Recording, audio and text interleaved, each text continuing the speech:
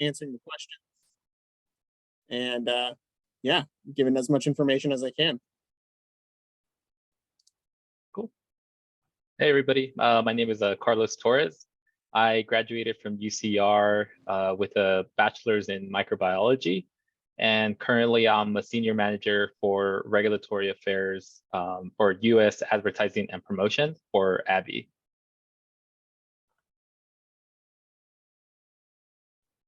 Thank you for that.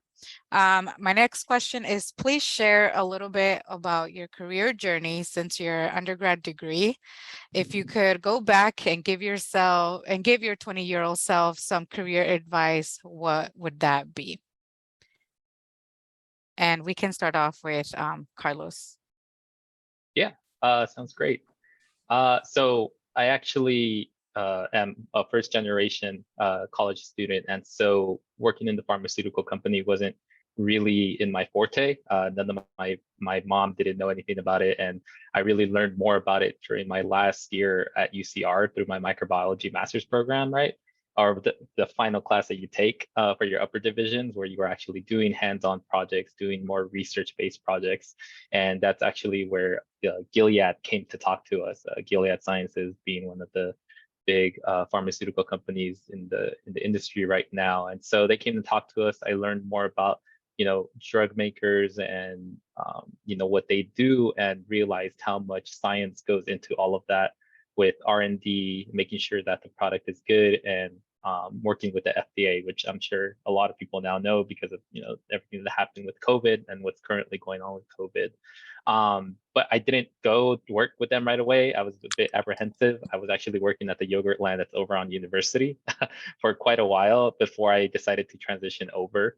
But I really do think that I got into this industry mostly because of the fact that Gilead came to talk to students like us, trying to get us more out there, especially because they know that UCR houses so many of people that really just have a strong background to work in the sciences. If I could have given myself advice from here to my 20-year-old self, or when I started college, I think it would be to attend more school events such as these, just because they're such a big resource. I think in the real world, you'll see how difficult it is sometimes to connect with a much bigger company. And companies like, again, Gilead, it's a huge corporation, but they make a real effort to try and go and connect to smaller schools, because it's a lot easier to connect one-on-one, right? You're meeting in a group of 30, 25 students, where if you were applying for a job, who knows how many people you would be competing with. And I think I did take that to heart, like yourselves, right? I was also in the learning community. I was also a science ambassador for the school. I also presented at UCI during their camp symposium. So I did make a big effort to try and stay involved as much as possible. And I really did enjoy my time, doing all those things. And that's my advice to, if I was giving advice to my younger self, is to really reach out and try to use UCR for all the resources that it offers, because it is a vast amount of resources that it does offer. Right on, that was great. So yeah, I can't understand. I can't overstate the value of the resources that are at UCR, and it goes beyond the events. You can make those events happen for yourself by way of talking to a professor, by way of emailing, a professor at another university about research that's happening at UCR, speaking to graduate students about research that's happening at other universities. Really just trying to immerse yourself in the sort of talk shop mentality. And what that is just being able to communicate and converse with, people that have the same interests as you, which is science, right? So with just that common thread, a lot of people, you can connect over that and kind of understand their career path, where it took them, beyond just events like this. So it doesn't stop with just Carlos and I, reach out to others in your network and build that network. For me, after undergrad, I did a gap year working in one of the labs I was in. It was a psychophysics lab. It was nice working there, but ended up doing grad school at Keck Graduate Institute. And yeah, that was my introduction to the pharmaceutical industry then. Was working as a consultant through the university's programs, with pharmaceutical industry companies, and sort of got introduced to a startup that I would then go work for in Madison, Wisconsin, because that was interesting to me, you know, and it was the advice given to me when I was doing research as an undergrad student, and I listened to it, which was do what makes you happy, pursue the research that you're interested in. So the startup was pursuing technology that would reduce the amount of water waste produced in manufacturing pharmaceuticals. And I was like, okay, helping people by making medicine, but also reducing environmental impact. Those are two really niche things that I care about. Let's go with that. You know, and while I was there, the mentor I had introduced me to, you know, a whole host of science that I was otherwise unaware of. And it just sort of built that knowledge base of what I could be passionate in and what I could go into next. And it made those next interviews a lot easier. I ended up going to another startup in San Diego working on cancer vaccines. And yeah, at startups, you get to wear a lot of hats. So you sort of see what you're interested in and you get to sort of play a lot of scientific roles, so to speak. And that was interesting for me, right? So to touch on, you know, touch back to resources and, you know, finding your passion in science and what advice I would give, it's, you know, just pay attention, right? Pay attention to what is interesting to you, you know, make note of it. If you're in one of your bio classes, going walking around doing, you know, whatever the arthropod studies are, if that's particularly interesting to you, make a mental note of it. If you're in OChem class and you really like doing, you know, the orange peel experiment, make note of it. And you know, these interests sort of stack on top of each other as you get through your own career. And then, you know, when you're talking to other people about what was interesting in their career, you can kind of see, oh, actually, can you talk more about that? That's a similar feeling that I was feeling during that class. Maybe we're interested in the same thing, and you can guide me a little bit better there. So ended up coming back to San Diego, did that for a year. Now I'm working at Emergent as a, you know, capital project engineer. And that was just sort of because, you know, I liked working behind the bench, but a lot of behind the bench work relies on funding. And so I wanted to get more funding experience. So I moved into this project management role, capital management role, where, you know, I'm overseeing the money that's driving science. So still maintaining that interest, but from a different angle. And sorry, that was maybe a little bit long-winded, but I hope I touched on all those points.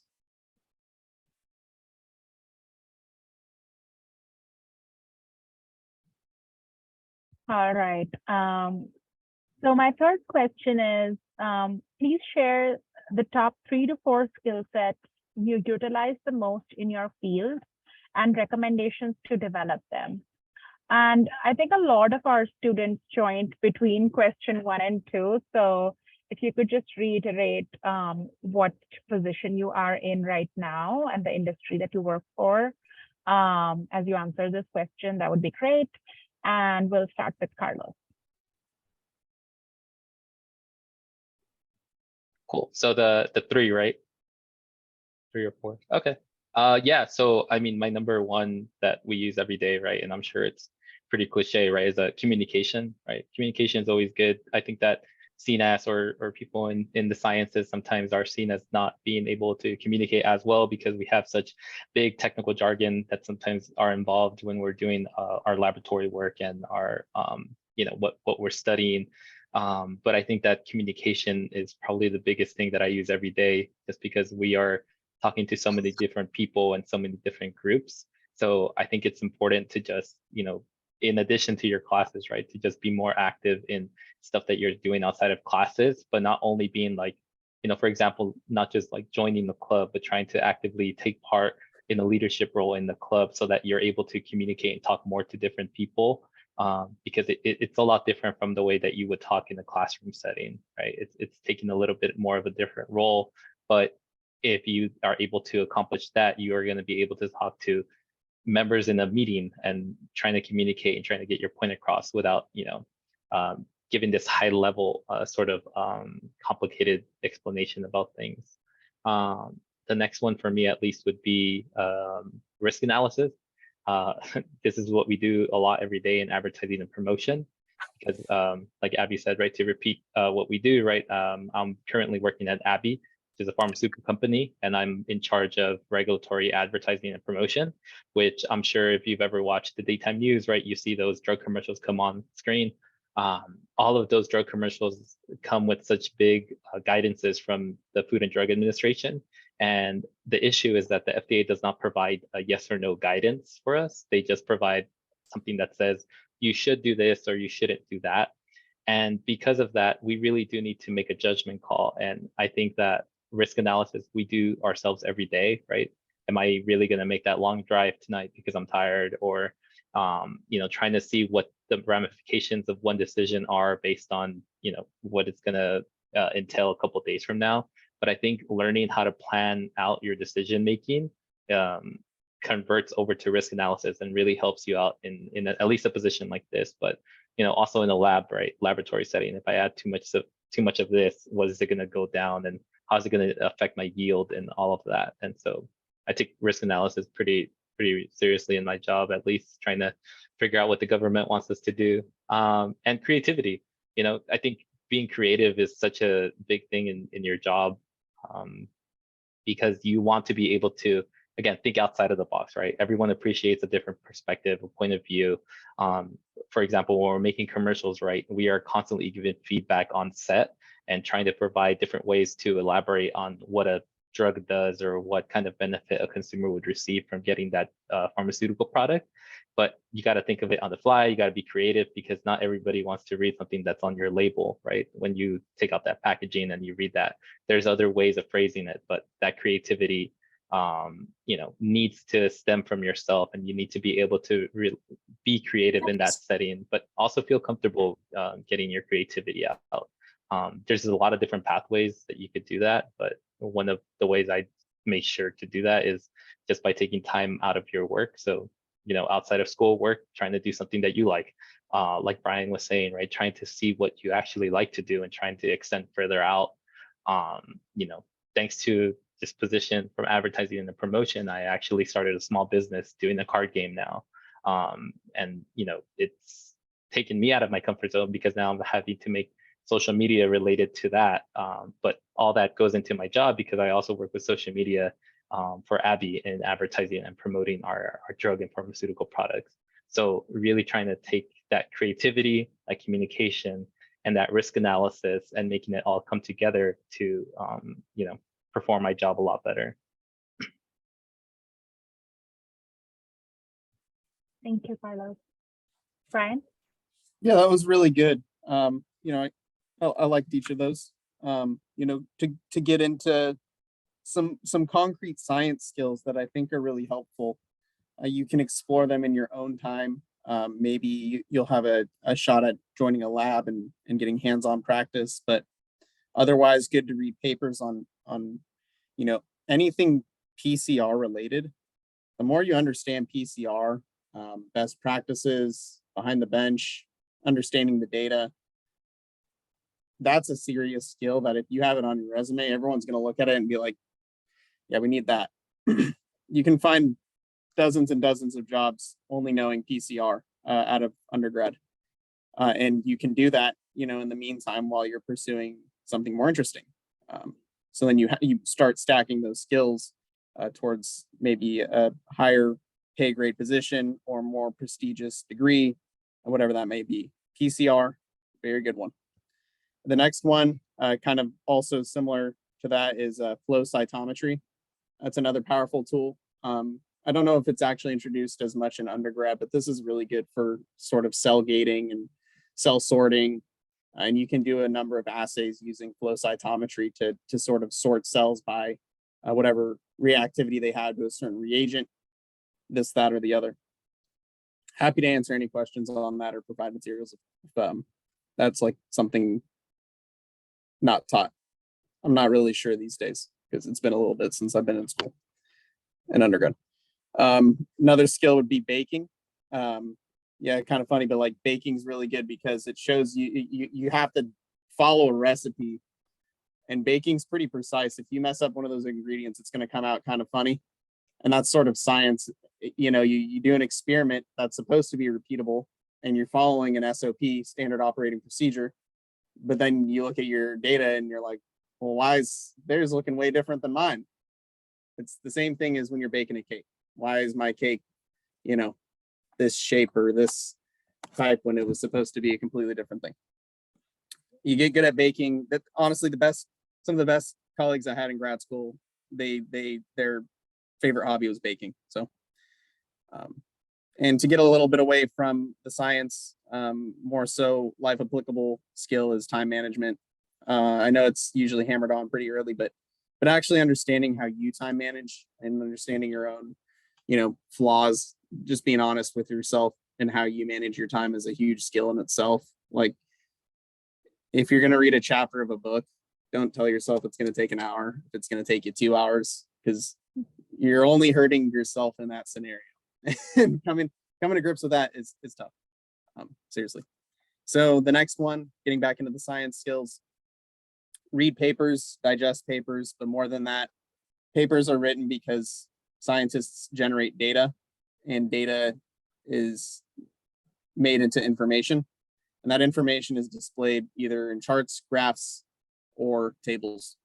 So if you're able to look at a table, graph, or chart and immediately understand what that paper's about or what that topic is, that is an incredibly powerful skill that you can develop over decades. But if you can start with just looking at a graph, table, or chart and, knowing what that type of chart, graph, or table is, that's a pretty good start. Well, then you start to understand, what are the cytokines in this table? Okay, well, now I know another aspect. Well, what are these inhibitors here? Okay, well, what is this therapy? Well, how is this therapy made? What region is it used in? And you can start to build out, your knowledge base from these graphs, tables, and charts. Kind of build your own mental skeleton of what you want to understand, because there's literal infinite knowledge in the world, and you got to pick and choose, right? And then beyond that, I highly recommend interdisciplinary reading. It just, along that vein of communication, you don't want to end up, and I've seen it, you don't want to end up becoming really static from working in the same place with the same people every day, because you're all drawing from the same source pool of information. What's a lot better is when, you have diversity of thought and opinion. And a lot of that is driven by, your own personal interests. If you're personally interested in economics and the structure of debt, well, that's a really powerful tool if you're at a startup and suddenly the guy who used to handle the finances left because he got a better job offer. Now suddenly you have a position where you can, kind of take some roles and responsibilities off of the company, and now it's on your hands. And then when you go for another interview or you go for a pay raise, you have some tangible stuff you can, say that you did. And all that came from just having an interest in a hobby. So you really got to start building out, your own self when you're looking at what you want to do. Yes, science is awesome, but there's a lot of other awesome stuff, and a lot of the best scientists, they also have other interests, and when you can connect on that level, it's great. Like when I was in undergrad, I had, I think, like a 2.5 in my freshman sophomore year. Ended up graduating with like a 3.3, but for a while it was really sketchy because I couldn't get into any labs. And it wasn't until one professor and I connected over, I think it was like, we're talking about like cat videos or something. And then just started cracking jokes about, like, I think it was like Seinfeld. And then we started talking about sitcoms, and it was just a bizarre, whatever conversation it was, but we shared interests, and it was one person at a university with, I think, probably hundreds of professors. You'll find someone you can connect with. You'll find someone who can help you out with, I've met people, alumni that had very great relationships and got tons of help with professors that were in my same degree, and I never even knew they existed. So, it's a small world. Go explore it, and build those skills. And yeah, can't reiterate that communication well enough. But everyone's gonna learn. You'll teach that skill to yourself thousands of times every day and every month, every year. Thank you, Brian. Thank you for sharing that. We do have a student question. This one is for you, Carlos. It says, I am a microbiology major as well, looking into the pre-med route, but I haven't quite thought of other careers I could apply a BS in microbiology towards. Do you have any on the top of your head to get an idea? So I guess any career ideas at the top of your head for Yeah, someone in a BS in microbiology? yeah, no, thank you for asking the question. And I think that microbiology is a great major. I think I was actually part of the first class where they first introduced microbiology to UCR. And to be honest with you, I actually copied my sister because she went to Cal Poly Pomona and she was a microbiology major before me. And then I switched over. She also graduated with microbiology, but she didn't go into the same route I did. So she didn't go into the pharmaceutical industry. But within the pharmaceutical industry, there definitely is a lot of positions for microbiology majors. We have a lot of QC specialists that are actively doing purity tests on our products to make sure that they are pure and only our active pharmaceutical ingredient is found, and making sure that there is nothing, no bacteria, no endotoxins, none of that in our products or the manufacturing facilities for that. They are actively doing that. And I can tell you that every pharmaceutical company is doing that. They need those microbiologists doing that lab work, that bench work. In addition to that, there's also the CLS path, right? The clinical lab scientist path. That's actually what my sister is pursuing now. She's actually working at Kaiser as a lab tech, right? Trying to get her hours, and she's going to go back to school to just finish up some of those requirements, because you do have to get your license, right, for a CLS. But I think that's a great career path. I actually would have loved to have gone that way. It's just that, sometimes things don't work out that way, but I think that's actually a really great career path. And my sister loves it. She's able to, run these tests that we all know, right? Like Brian was saying, right, we could run PCR, we could run blots, we could run gels and all of that within that, that laboratory, but you're doing something different every day because the patient sample is different every time. Within the pharmaceutical industry, you get more consistency, because in reality, not much bacteria should be showing up in the manufacturing site. But for Kaiser or any other hospital setting that has a lab, you're gonna see different things, right? So that's a couple. On top of that, I know that the city also hires a ton of microbiologists because they need laboratory people working in the hospitals that are owned by the county. So you have Cedars-Sinai, you got LA County. I think in Riverside, you have Arrowhead, which is also a big hospital out there that also hires laboratory workers. And something random, is like the oil industry. Actually, they do a lot of sampling of the oil and deposits that are found within the areas where they're doing all of those things, and they actually pay really well. But it's also, you're working for the oil industry. But those are just like a couple of those options just to put your microbiology degree to work. And I can say that after working, as a lab person in a QC setting in a pharmaceutical, it was pretty fulfilling. And I know that my sister loves her role at Kaiser. She actually was working in it very during a peak COVID time. And so there was definitely a ton of work, a ton of, experience that came with it. But, even though all of that work was coming towards her, she always loved doing that. And, so those are just a couple. I'm sure there is a ton more, but off the top of my head, those are the ones that I know for sure from experience, just because I know people doing those jobs, but I've also worked them myself. Can I throw a quick point in there too? Yeah, please. Just to touch on bacteria in pharmaceuticals, there's a whole host of microorganisms that we work with in pharmaceutical industry, right? Viruses are how you get your vaccines, right? Fungi are, they're not only therapies themselves, but if you think about microbiology and passions, right? Are you interested in the ocean? Well, there's tons of eutrophication.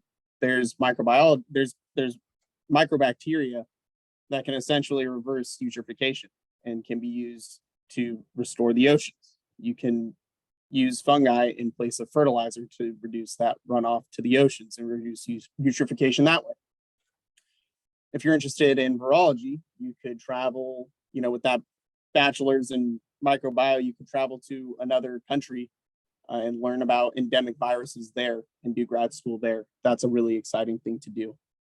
With a BS in microbiology, you could, you know, basically anything like emissions, you could study bacterium that reduce carbon from the atmosphere. I have one friend that went into his PhD doing that, but your BS in microbiology is like golden. It's basically they're the reagents to make anything that you could ever want to make, right? In grad school, I wrote my thesis about using certain bacterium and certain terpenes from orange peels and banana peels in order to make primary chemicals that can be used into making polymers to replace plastic. So, yeah, I mean, if you do a Google of microbiology and any one of those buzzwords like environmental science, plant science, and agriculture, you're gonna likely either be a tech or an associate, but you're gonna be involved in someone's research. And then from there, you can go into grad school, which you're gonna need just for like your own education's sake. If you want to, you know, one day be a PI or pursue your own research. But man, anything really from microbiology is what you can pursue. If you can think it and you want to make it, you can find an organism that can make it. Seriously. Thank you. Thank you so much for sharing that. My next question is, what do you think are one or two of the most current and or pressing issues in your industry today? And we can start with Carlos. Definitely one of the most pressing issues, at least with the pharmaceutical world, right, is competition, right? Because a lot of companies come with exclusivity for a lot of their products, right? So Abby is actually has a big exclusivity right to Humira, but it's actually expiring this year after a long run. I think last year it generated almost $20 billion in profit or revenue for the company. But because of that loss of exclusivity, right now they have to make up that profit from somewhere else. And so, you know, they're competing against biosimilars, which are very basically generics, right? But that's probably the biggest sort of pressure that we have in as a company is, you know, how do we compete with other companies that are making a cheaper version, a generic version, because they no longer have to put in the money for R&D. Sort of like when you go to the shelf in Target, right, and you see the up brand of you know, pain relief versus the Advil relief, right? The company that's putting out your generic paid substantially less money because they didn't do the whole R&D research leading up to that. And so, you know, I think it's a big thing, but I think Abby has a really good plan, and they're still set to become, I think, the #1 pharmaceutical company in the United States in terms of their balance sheet. But I think that's probably the biggest pressures right now that we're on. Yeah, for my industry, the two top things I think on everyone's mind are the supply chain right now. So our supply chain got really wrecked. For anyone that doesn't know about the pandemic that just happened, COVID, it basically, the reason it wrecked our supply chain is because we couldn't get shipments from overseas, and so a lot of supply chains that were already in place kind of were static where they once were dynamic. You know, the easiest thing to point to is the Suez Canal getting blocked, right? Like everyone basically, if you ordered something in that region, it got delayed, right? But what was happening was the supply chain of patients got wrecked, the supply chain of supplies got wrecked, the supply chain of basically everything medical got wrecked. And what that means is hospitals had to have patients, which meant that clinical trials got stopped, which meant that research didn't progress, which meant that investors who had invested in startups, small and medium-sized companies, their research stopped. And so investors were getting upset. And why would they throw millions of dollars into researching a drug that, you know, we're not even treating the people in the hospitals right now? So what's the deal? So the biggest challenge for us is how static everything is. You know, there's no flexibility to it really. Once you know, you see one company's Series A funding no longer there, you can kind of see a trend in the industry where everyone starts dropping off. Same thing with Series B, Series C, Series D. Same with public offerings. And so as, you know, being in science, you kind of have to understand where your cog is and all that, right? For us, we had to start ordering things a year in advance, you know, 6 months in advance. If I wanted to run an experiment tomorrow, well, I needed to order my stuff last year. So what can I do in the immediate term to progress my research, to meet the goals, to get to the deadlines, to get the funding? Because like I said, science, it's driven by money, one way or another. The second biggest struggle is water and water availability. You know, plastics come from oil, right, which is fractioned out, but a large part of that processing power is done through water. Just as similarly, we get a lot of our power from water. In the pharmaceutical industry, when you get a vial of drug, about anywhere from, you know, 1000x all the way to like, you know, 1E8, that amount of water was used in the making of that vial. So how do we reduce the amount of water we use to treat people that are alive now? And how do we make it more effective, and how do we make it more efficient? So, right, there's a lot of research and development that goes into the making of pharmaceuticals, but there's also a lot of research and development that goes into the making of the reagents. You know, if you're really interested in chemicals, you can make more productive media, which is what, you know, cells eat up to produce drugs. And if you can do that really well, and you can do that better than anyone else, man, you can reduce the amount of water used for a whole company. And if you can do that, you can reduce gallons and gallons of water. At my company right now, I found a piece of equipment in a storage unit just from purchased like 8 years ago, just because it got brought out of storage, reserviced. It's a water chiller. We're going to be able to save, I think it's like 10,000 liters worth of water. Something very insignificant like that can have huge turnaround later. And it's something that we all have to start thinking about, you know, not only in your personal lives, but when you're in your professional life. How can I save water? How can I do my part in the supply chain? Because those are basically things that you will never be able to overcome if they wreck your day. So how can you navigate the space so that your day won't get wrecked by those things? Thank you for sharing that. Brian, we also have a question from a student. This question is for you. Do you know any careers someone with a neuroscience BS can apply for that's not too research heavy? Also, would you be able to talk more about your particular position? Sure thing. Yeah, so it depends what you mean by research heavy. Some people think research is just behind the bench, but there's also research behind the computer. You know, one of my friends, he works for a startup in LA, working for a med device company. And basically he's plug and chug doing coding all day long, running test scripts for an instrument that's going to be worn over the head and be doing some acoustic works on the brain. Now, he is technically doing research there, but it's not something that, you know, you would strictly call a research position, something that's research heavy. You know, when I was in undergrad, I was doing stereotactic surgery on mice where I was, you know, drilling into their brains. That to me is research heavy. That's what I assume is on like one end of the paradigm of extreme. The other end would probably be something more in like regulatory, working for a pharmaceutical company.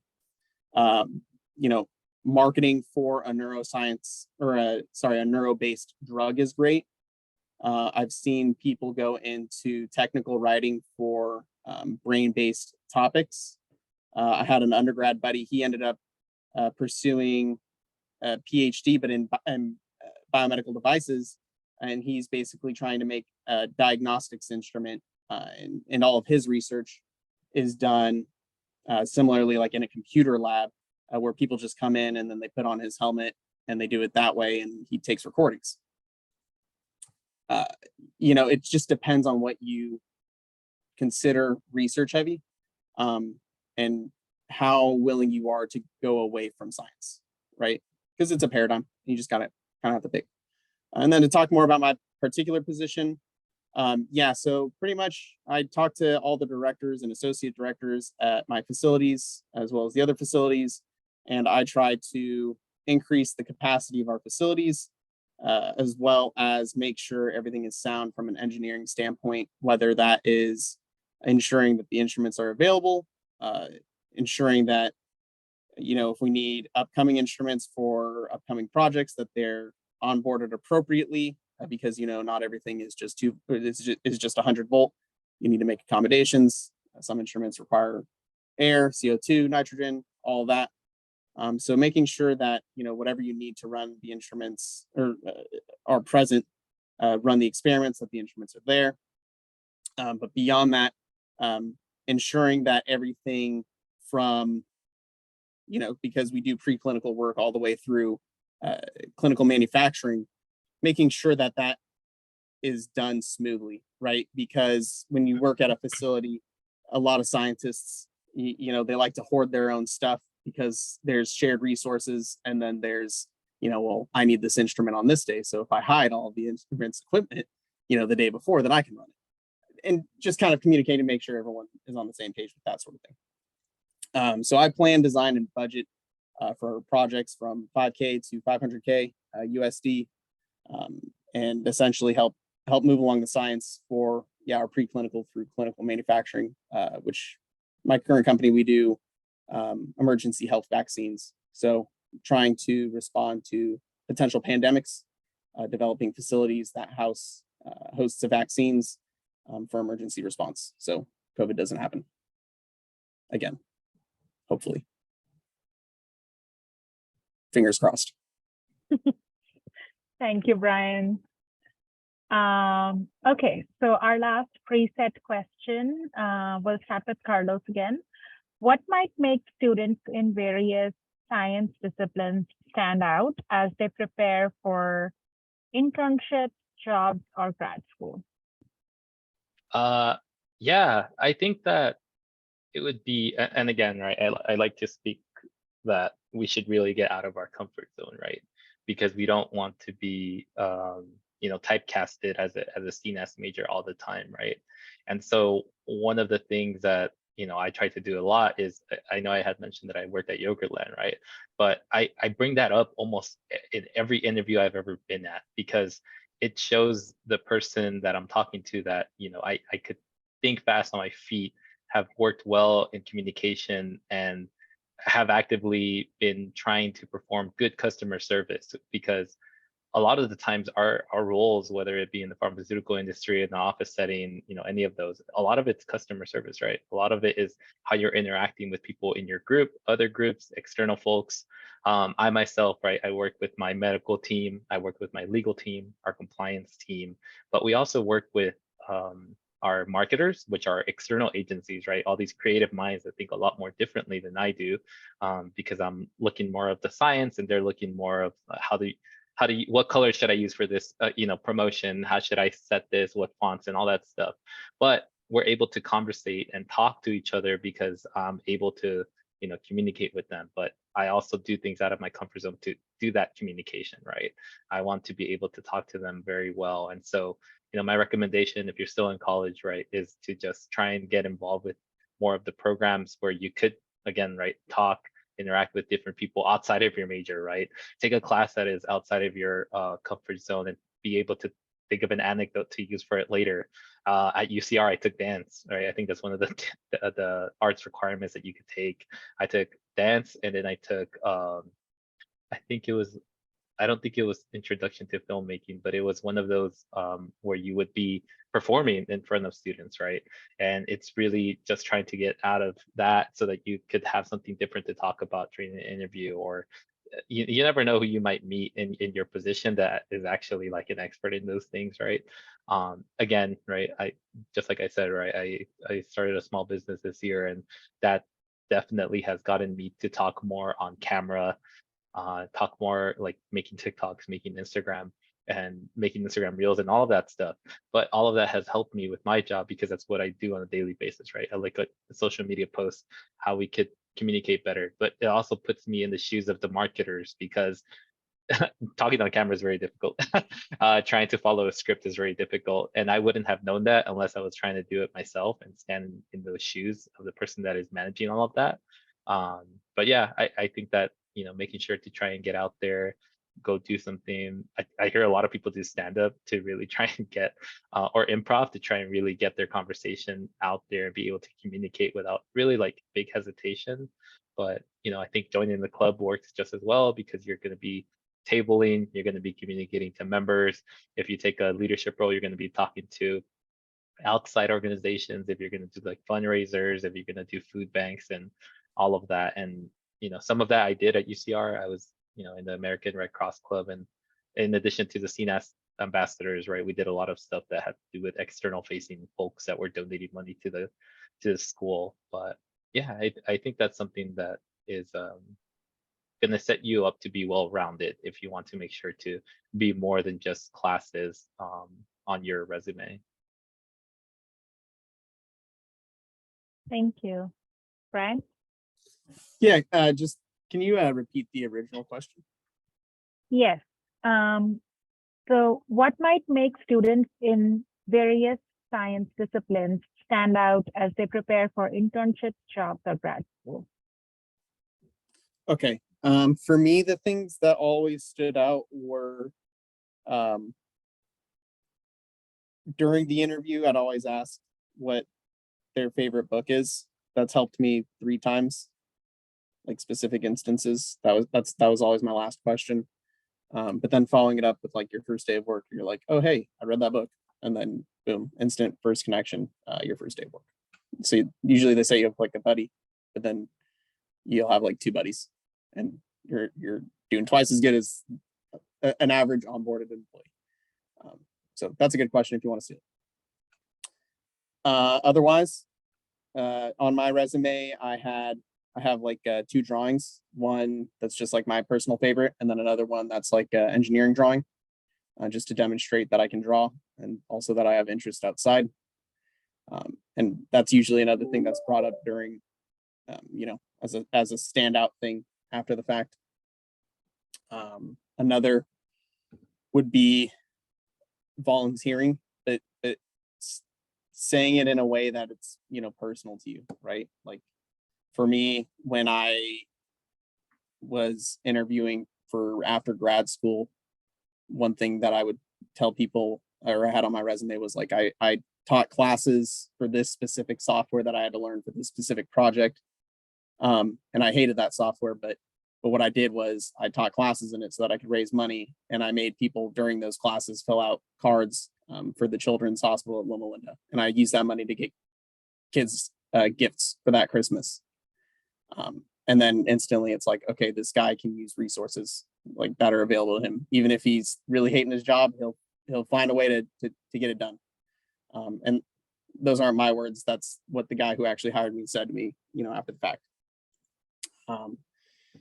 Like I said, standing out with when I met that professor, he gave me my first lab position. Like I said, just be human, right? Try to engage with whoever you're talking to, like really. So try to know what you're interested in, try to know who you are, what you're really trying to get out of the relationship. And just be genuine about it. Be genuine in your interest in their research, which is a lot easier to do if you're being genuine and you're not being fake about it. It's really hard to fake being interested in going and taking care of mice at 7 a.m. until 10 a.m. every single weekend, Saturday and Sunday, every week. But, I did it, but I hated it. So I stopped doing it. But what I did love was taking care of cells on the weekends from 7 to 10 a.m. You see, and you just find what you like to do by, maybe finding the stuff you don't like to do. But yeah, try to connect with people and be genuine about it. That's the biggest way to stand out. Thank you for sharing that, Brian. We do have another student question.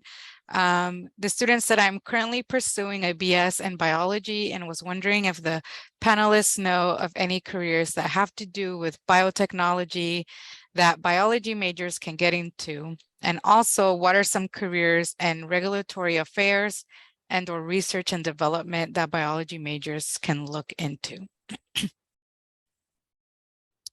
And anyone can answer this if you have some input. Yeah. Go ahead, Carlos.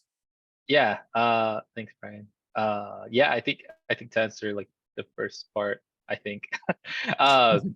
For environment or plant or stuff like that. I think that's a lot of microbiology takes place.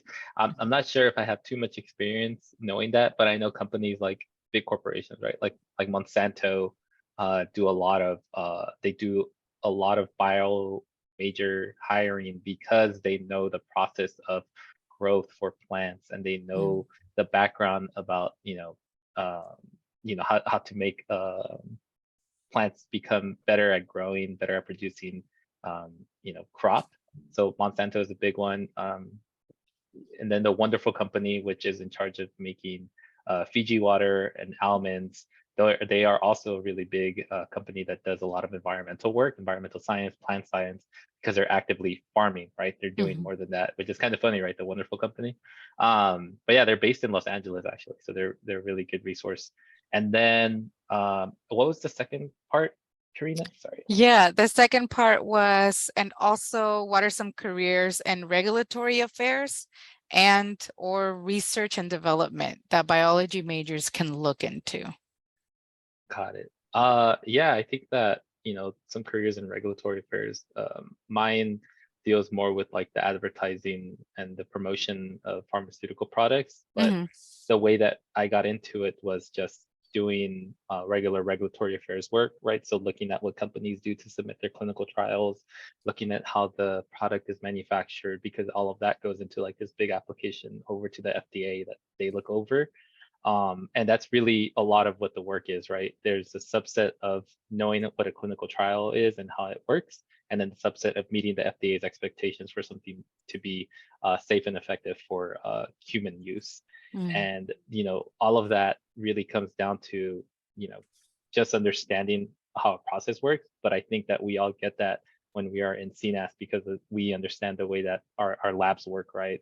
How we conduct experiments, how we follow our lab work, and how we try and stay consistent, because that's really what the FDA is trying to look for in these things for regulatory affairs, right? It's making sure that we are able to show that we are following everything correctly and precisely every time, not just once, right? That's what they look for, batch consistency. There was a major issue with a lot of the COVID vaccines. I forgot where they were manufactured, but they had to throw them away because they weren't following GMP, which is the general manufacturing practices. They weren't following the rules correctly, and so that led to contamination. And but it's just how we take a look at those things, right? That's what we do in regulatory affairs, just making sure that we're following the rules, what the FDA has put out there. And I think that there's nothing really you could take in regards to your classes, but I think it's more so how you create an anecdote that could relate to regulatory affairs. I know how to understand and read these laboratory protocols, and that's what's leading me to understand how a company is holding their clinical trial and how they are being true to what they are trying to portray in their data. And I think that's really all you need. And to fulfill like a position like mine, you really just need to be open to understanding data. That's what I do, is trying to make claims on TV come up, right? But not trying to make them misleading to consumers, trying to make them as true as possible, because it's aligning with the data that we have been presented. So understanding that technical work. And I think what Brian had said, maybe like reading more technical journals, because that the stuff in our clinical data trials is pretty heavy, right? And trying to understand and decipher it. But I think that's a good way to at least get started in knowing and trying to break into that ground.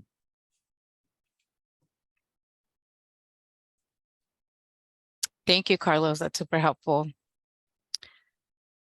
And we also have another great question, and this is actually a question that comes up a lot, that I hear a lot as a career specialist, which is, what organizations have you been a part of that have helped through your career path that allow those with no experience to have the opportunity to join?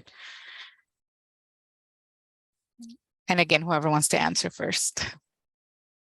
Yeah, I strongly recommend everyone go to that link I put in the chat, KGI. That's where I went to grad school. The dean that I had there, he left and started a new school in Philadelphia. I also strongly recommend that school. That would be JIB, Jefferson Institute of Bioprocessing.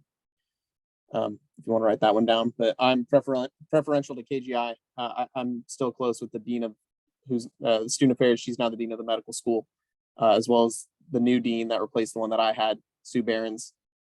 Their programs there, you can go into, you know, genetic research. You can go into pharmaceuticals. You can go into bioprocess engineering, which is what I did. You can go into research and development, which is also what I did. But there you can kind of, you know, even by navigating their website, you can kind of see what other people look for skill-wise in their next degree. So that, you know, when I was there, it was really good for me because I was able to be a part of, you know, those graduate student consultancy projects where I was able to interact directly with industry folk. And that's something that's offered to all students there. You know, I didn't have much experience going in to KGI when I was accepted. And, you know, I went there with one of my friends and he had, you know, a heck of a lot of a worse situation than I did even. And he excelled there, and, you know, he's not doing what I do, but he's basically doing very similar, just kind of, you know, parallel.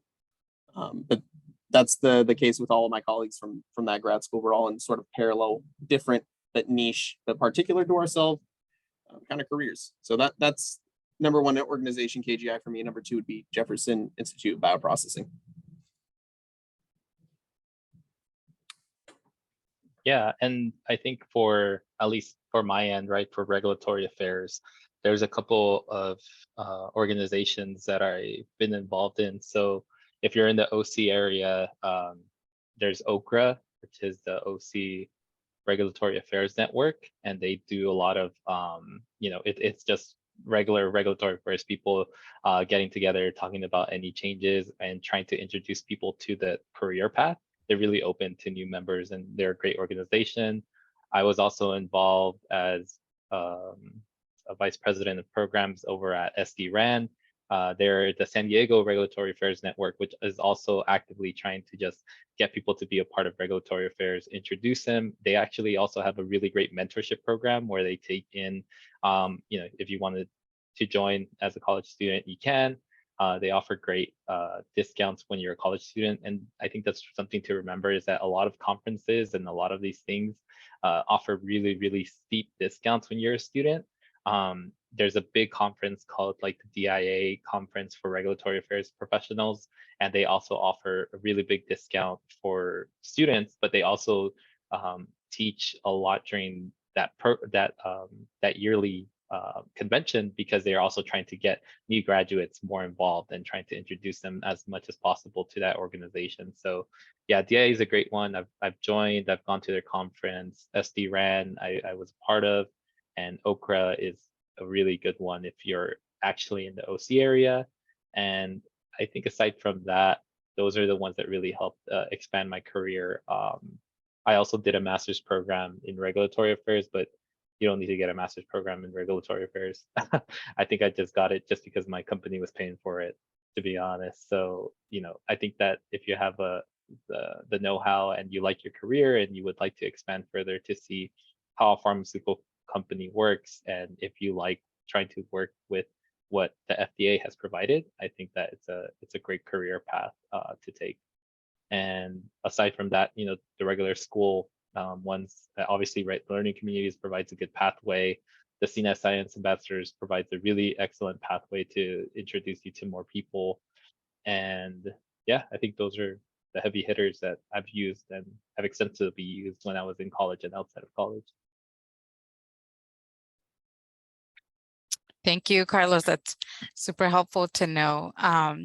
My next question from a student is, with a general biology degree, how much more skills or experience is needed compared to a microbiology degree to fulfill a pharmaceutical position similar to yours? I'm assuming that's for you, Carlos. Yeah, I don't think you would need anything too different. I think that biology and microbiology are more hand in hand than anything else. And given the curriculum that UCR puts out there, I think there's only like a couple classes that are differential in what you actually learn through each major. I think what you would just really need is just to decide to go into that pathway. Because again, right, I had friends in biology. I took microbiology and I was able to see firsthand how the classes were changing. And so I don't think there's any more, experience needed. But I think in terms of skill set, I think that definitely trying to get more and more into reading complicated, either lit or trying to look at what the pharmaceutical companies are putting out there in terms of like their clinical trial data, and reading about what the company is doing is probably going to put you ahead, because it's going to be able to let a company know that you're actively reading outside of your work, and trying to get more involved. I think in regulatory affairs, we look at a lot of the warning letters that go out from the FDA, and to do that on my off time, I like to read warning letters because I like to use them as examples for what not to do at our company. Warning letters, and they're also called untitled letters, and those are really beneficial to just try and understand what the FDA is looking for and what companies are trying to actively do to avoid getting in trouble with the FDA. But aside from that, I think that as a biology major, you could definitely just step into a pharmaceutical position, because you know the science, you know the vocabulary that is sometimes used in that, but you also understand the rigors of trying to produce something consistently, especially in a lab setting. Just to kind of touch on that, I think it's important to know that your context matters. So, maybe my experience is a little bit different, but I have seen biology and microbiology majors scored differently in interviews directly because of their degree, and for a reason. You have specializations. Those 1 to 5 classes difference can make a big difference in understanding, how to do a gel blot or interpret a gel blot. And that difference can, if it's a $5,000 difference, well then, a company may make a $5,000 decision over it. So what's important is to understand, what are those 5 classes of information that I'm missing? How do I, explicitly state that I have those skills such that, my extra from being a biology student is on top of that type situation. Of course, that isn't just, I'm not trying to say biology is bad. I'm saying that in certain circumstances, different degrees are better than others. For me, a large part of going into grad school was kind of understanding that my neuroscience degree gave me nothing. Skill-wise, the skills were not translatable at all. My only benefit was having a good understanding of receptor reactivity and a bit of electrical engineering. But I was the most trained in electrical engineering out of a group of 10 students in grad school. And so I was put as, the premier person for that on a project. And then that led to, another inch up on my peers and another inch up on my peers until, now I'm the only engineer at a facility in San Diego. It's like these little things that you build on top of each other that make a difference. And like I said, I was a neuroscience major. I was not an electrical engineer. I did not go into school for electrical engineering, but that little bit, it helped me along the way. And there's more things like that. For example, my second year of grad school, there was I was walking past another group and I overheard them say, like, we're going to need to get a consultant because we don't understand how no one here knows neuroscience. And I overheard that and I was like, hey, did I hear you guys need a neuroscience person?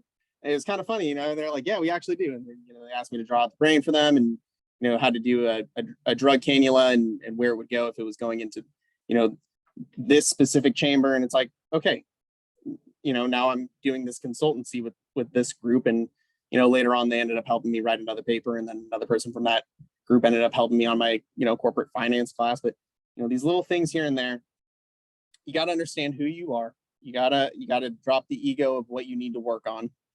But more than that, you have to be able to communicate to whoever you want to work for, what your weaknesses are, how you address them, what weaknesses remain, but how those strengths that you do have can kind of, they'll get you by until you pick up those weaknesses, and that you'll learn them from that mentor, and that you're looking forward to that mentorship, so everyone's got an advantage, everyone's got a disadvantage, but it's up to you to give yourself the context to make it happen.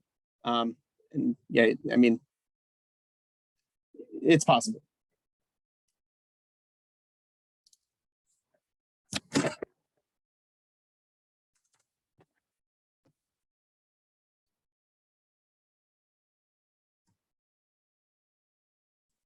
All right. It's time. So we'll wrap up the conversation here, but thank you so much, Brian and Carlos, for your time today. For those of you who might still have questions, we will have more opportunities like these. We will continue to host panels every quarter, so stay tuned. We encourage you to visit the Career Center and make an appointment if you have more career-focused questions. But thank you so much, Brian and Carlos. I hope to see you all again at a future panel, and I appreciate all your advice. And Karina and I are really grateful for your time today. Thank you so much, everyone. Thank you, Brian. Thank you, Carlos. Also, I want to say I added my email in case any of you have additional questions or want to make an appointment to meet with me as well. Thank you, everyone. Thanks Thank you. all. Thank you, everyone. Bye. Bye. Should we stay on the line or should we also go? Oh, No, Carlos. you're good to go. Okay. I hope that helped out. Absolutely. Thank you, Brian. Of course. Thank you all. Hope to do it again. And until then. Absolutely. Yeah, I'll be in touch. Okay. Alrighty. Bye. Bye.